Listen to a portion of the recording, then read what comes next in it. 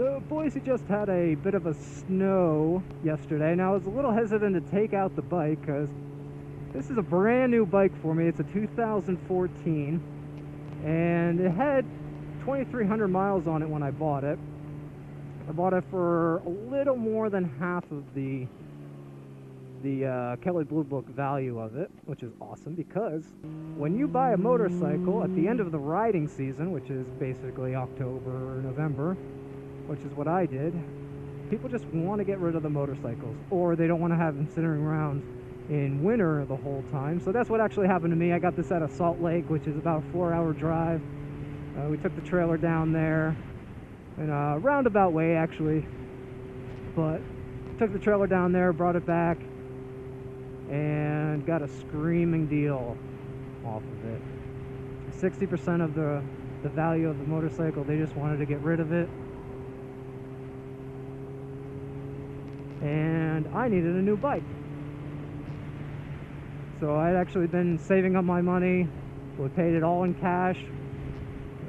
It cost $6,000, and the bike was mine. So it retails, well, it retails for about $9,000, $9,300. So if I wanted to sell the bike come March, April, the beginning of the riding season, I would stand to make a few $1,000s. But nope, this is my baby. This is what I wanted. It was either that or another Yamaha R6. Not too much into the leader bikes. I do like the smaller frame, the smaller engine. These are just as quick as you need them, or as I need them anyway. Some people, you know, they just like the bigger bikes, but I am perfectly happy with the 600. And I do some pretty messed up things on this bike, so also it doesn't let me get too much into trouble when I'm, you know, doing those things. But love it. Great gas mileage. It gets about 42 miles per gallon. It's a light bike, very maneuverable, very racy.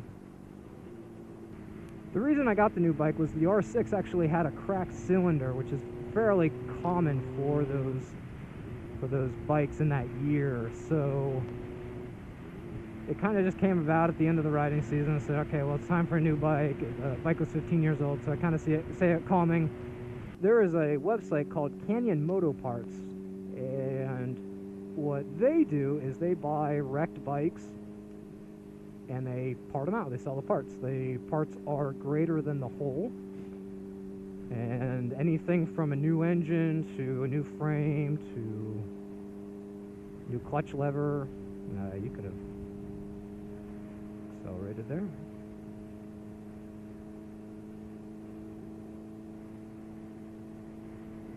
So they got all sorts of parts for all late model bikes.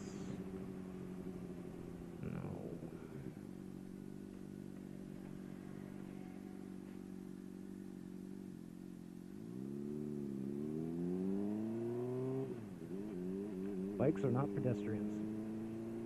What are you doing? What are you doing?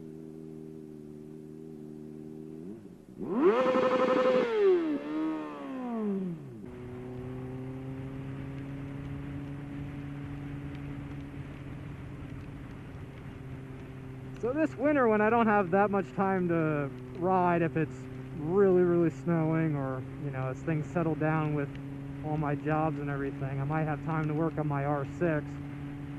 Pull the engine out, maybe part it out, sell some of the parts that are still good on it. Who knows? But you know, put some stuff together for my R6, and we'll see how that goes until springtime, and maybe we'll have 2 working motorcycles by then. But yeah, this is one of those miserable days where it's not fun to ride necessarily, though it's all relative. It beats driving a car by 100% at least, even when it's shitty weather like this.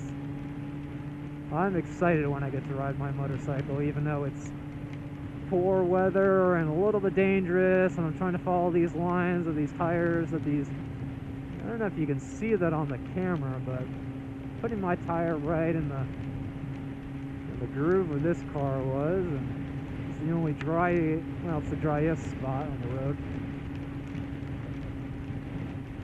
And I'm keeping my RPMs a little high too as well. These tires on this CBR are not set up for any kind of weather. They are slick. Definitely more slick than my R6 tires.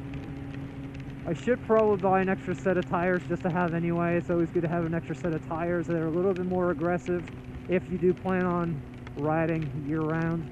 As I said before, this is a brand new bike. It is not set up for anything, let alone weather driving like this. Oh, I hate this road. Whoa, a little wide there. You can feel the bike kind of slipping out from under me a little bit. It's very, very dangerous, but you just kind of let the bike do what it wants to do, and it'll pretty much stabilize for you. Stabilize, I think it's stabilize is the word I was looking for. Now with the R6, as I mentioned, it also has no fairings on the side, so I wouldn't mind riding it instead of my CBR today, but you know, it does have that cracked cylinder, so it does, at low RPMs, lack power, with the cracked cylinder, it actually lets in a little bit of coolant, so the coolant gets into the cylinder as it's combusting. So at low RPMs, the water actually has a really big effect on the combustion. You can feel it. It sounds like it's choking. It's blip, blip, blip, blip, blip, blip. And maybe I'll make a video with my R6 and kind of show you what that sounds like, but that engine is pretty much dead. So we're gonna rip that out, and we're gonna have a lot of fun. It's probably not what you're expecting. It's gonna be a little bit different based on my interests that I have, and let's just say you might be able to guess what it is, but I doubt it. So that's what we're going to be working on this winter. Besides, you know, trying to survive riding in this shitstorm.